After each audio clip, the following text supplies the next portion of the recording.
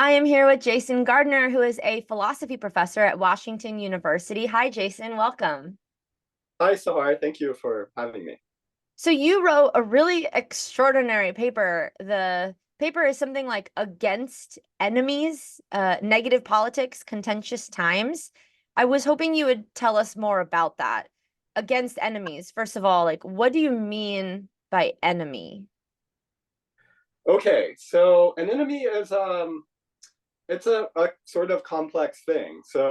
At at its core, an enemy is a person, right? So if something is my enemy, it's first a person, and then I if you were my enemy, you would be a person upon whom I confer what I call a certain kind of moral status that I call enemy status.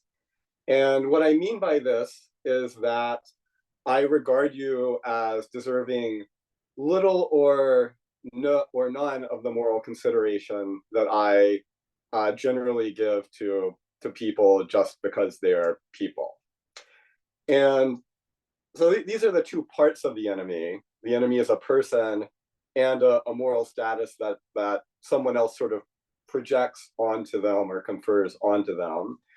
And usually or I would say always, there's another sort of factor involved, and it's that the person who regards you as an enemy feels that you have provoked them in some way. And I don't think that this requires you to do anything. It could be that the thing about you that provokes me to see you as an enemy is a mistake that I make about you, or it could just be that I have a feeling or a thought about you that makes me diminish the moral consideration I give to you. Is that clear? Yes. So I want to talk about different kinds of enemies. So Mm-hmm. obviously, then a nation can't be an enemy. A dog can't be an enemy. You want an enemy to be a person, someone who has some moral status. And then when you call them enemy because of a real reason or a perceived reason, that person has less moral status to you, right? So, Well, wouldn't be so quick to rule out either the nation or the dog. oh, So the okay. I don't think dogs are fully persons, but I do think that there's a sort of default moral status that higher animals have just because they are animals, because they are sentient, because they are capable of suffering.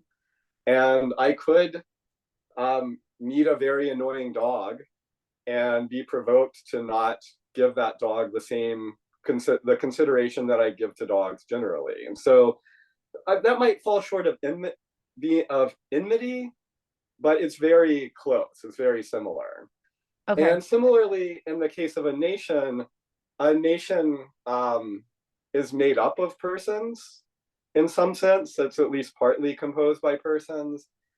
And there are cases of what I call group enmity, where one feels enmity toward a whole group of people based on some idea about their group membership. And in that case, the agent who is conferring enemy status on the group regards the group as a group enemy. So I do think these are also cases of enmity and enemies, and I don't think they're very different from the individual case where I just see another individual person as my enemy. But I think enmity is morally problematic and rationally, prudentially problematic in both cases. But I think it's a little worse in the group case, precisely because in the individual case, you may well have done something specific that I'm justified in being upset about. But in the group case, it's very rare that the whole group is engaging in some action that I can be justified in being upset about, even though some members of the group may well have done something that uh, I'm justifiably upset about. I see. Okay.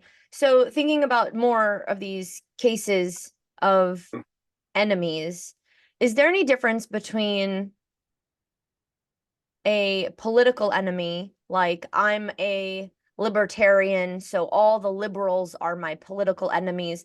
A religious enemy, like I am a Zoroastrian, so all the Muslims are my religious enemies, or like I am poor, so everyone rich is my socioeconomic enemy. Are there differences when you're looking at different kinds of enemy in that way?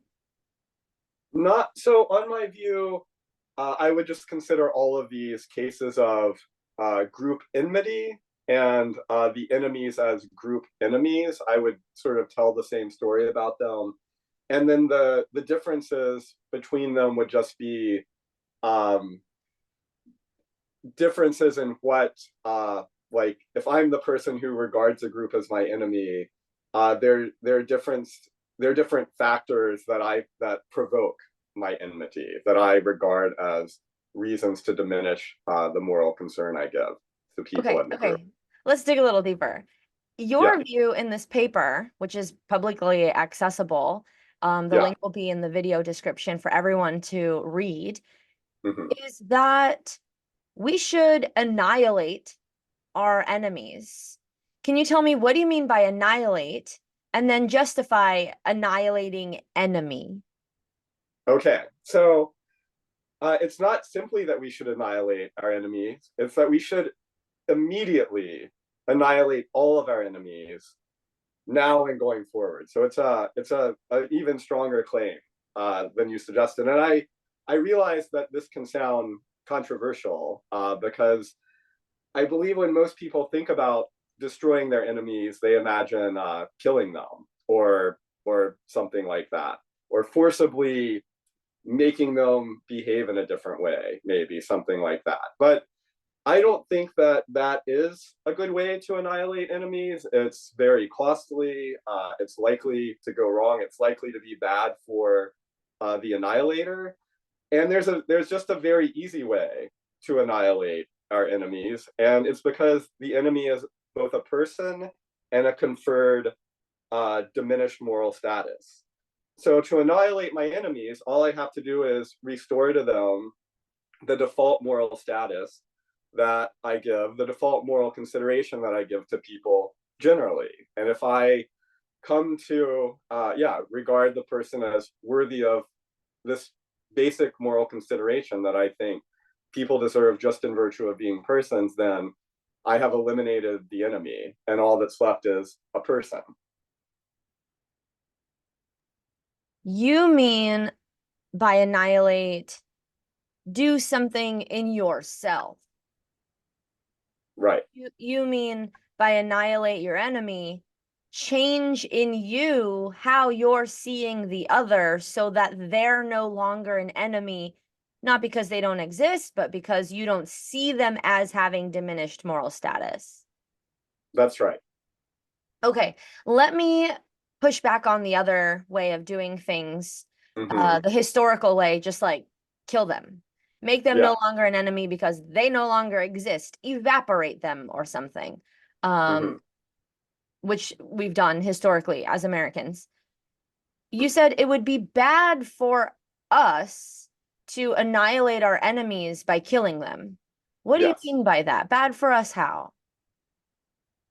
Well, so for one thing, so the essay argues that it's bad to have enemies.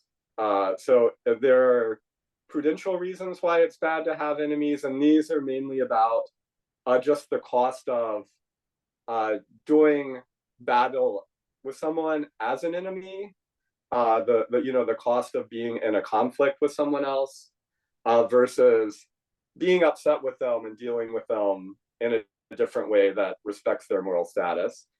And a lot of the argument is about why it's just morally wrong, and it's strictly speaking irrational to have enemies.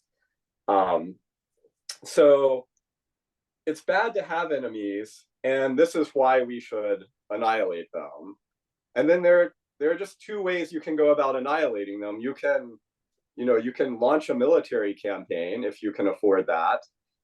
You can hope to be stronger than them and overpower them and murder them. You can hope that you can endure being the kind of person who visits violence upon other people without destroying your own psychology. And there's a lot of research on the way war traumatizes even the victors, right? So you could annihilate your enemies by paying all of those costs, or you could simply restore default moral status to them. You could give them the moral consideration that I think their personhood itself requires, and you, in this very cheap way, you would eliminate your enemies. Now, it's not free because it's hard to let go of one's enmity. It's hard to give moral consideration to someone who may well be attacking you violently, or may be treating you in morally problematic ways. But that's a much lower cost than going to war, than trying to kill other human beings, or physically destroy them. Do you think that this is possible and plausible for most of us to actually do for most of our enemies, the political enemy, the religious enemy, the all the different kinds of people who are against us and we're against, either individually or as groups? How possible or plausible is it for us to actually go into our minds and say, I am going to not consider this person an enemy anymore. They are not my enemy. They are a person who deserves, even if they don't act like I do, boom. And then, like, how possible do you think this really is? Is it a Okay, theory a so philosopher comes up with, or is it something we could practice? I think that it's possible, but I'm not an expert on what is possible for human psychology. But the thing my view requires is for me. So if you provoke me, no matter what you do, like imagine whatever kind of provocation you wish, like you're doing something just terrible, like manifestly terrible to me. Uh, what my view requires is that I remember that you are a person, and I remember that because you're a person, your suffering is bad. I have to remember that because you're a person, your autonomy has some moral considerability. And I have to remember that because you're a person, um, and well, because you're a person, insofar as your behavior doesn't warrant differential treatment versus other person's behavior, I should treat you the same way. That is, I should treat you fairly. Those are the things I have to be able to do in order to uh, give you default moral status, and thereby not make an enemy of you. So it doesn't seem that difficult to me. Like I feel like I can do this. But of course, right now I'm sitting in my living room. I'm very comfortable. My life is very comfortable. You are not really a threat. I'm just imagining all of this. It might be very difficult, like if we are in an actual war, and you are in a military uniform, and you're walking down the street with a gun, and maybe you would kill me if you saw me, right? I think it would be psychologically much more difficult in that case. But I still think it's possible. One reason you might worry that it's not possible is that you might think that I'm saying we should be pacifists here, or that it wouldn't be right for me to defend myself in that situation. But I'm not saying that. So if you were walking down the street with a gun and I thought you might kill me, it might still be the morally right thing to do, to kill you in self-defense or something like that. I don't think that default moral status requires that I, let a person murder me or something like that. It just requires that I recognize the moral cost of taking your life in self-defense, that I give it the full value that it has in my consideration. That before I defend myself, I think I'm killing a person, and that's a morally costly thing to do. But it just could be that other moral values weigh in favor of killing you in that circumstance. So But you if don't I was think seeing you as an enemy, I wouldn't worry about we don't that. Sorry. always have to annihilate our enemies by doing that internal work. Sometimes you think we might need to actually kill someone in self-defense, but in general, your paper argues, in general, you should give people a default moral consideration and thereby annihilating them as an enemy. Unless, say, it's Hitler coming at you, and then you don't have to bring them back to moral status. No, no. Even Hitler coming after you, you should not regard as an enemy. But my claim is that the morally right thing to do, even respecting Hitler as as a moral person, could be to kill Hitler, because morality is complicated. And deciding what morality requires me to do in a given situation means that I have to consider lots of factors. So there would be the fact that Hitler might suffer while I'm attempting to kill him. There would be the fact that Hitler is a person and his autonomy has some moral weight. I have to take that into consideration, and I would do that if I'm giving Hitler default moral status as a person. And I think that Hitler is just being a person is what justifies giving him default moral status. And I have to treat Hitler fairly. I shouldn't treat him any differently than I would treat other genocidal autocrats who are trying to murder me. But there's also like the fact that Hitler is trying to murder me, and he has no right to do that. There's the fact that Hitler is going to murder many other people and attempt to commit genocide if he remains alive. And I think these other moral considerations outweigh the value of Hitler's life personally. And so I can give Hitler the moral consideration he deserves, and still it could still be right to kill Hitler because of the other moral considerations that weigh in favor of killing him. Last question. Yeah. Does your very thought out view, very well articulated in the essay, depend on us first selecting a particular normative theory, like utilitarianism or deontology? Does it require something to make it all work? Yeah, so it needs to be the case that simply in virtue of being a person, um, others are justified in in giving you a certain amount of moral consideration.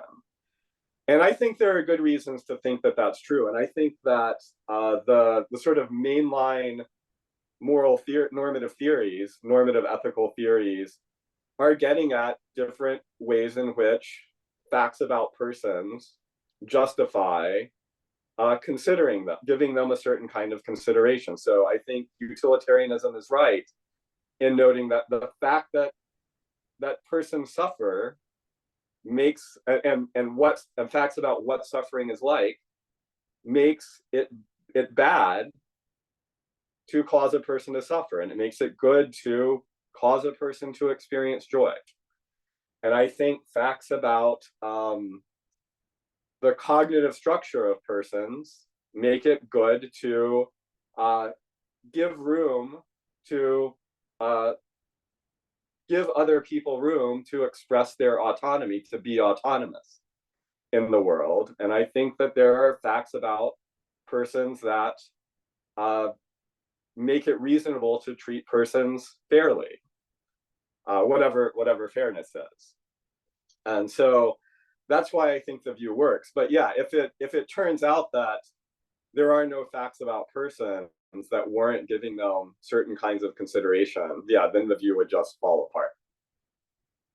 Professor Jason Gardner, thank you so much for your time and expertise.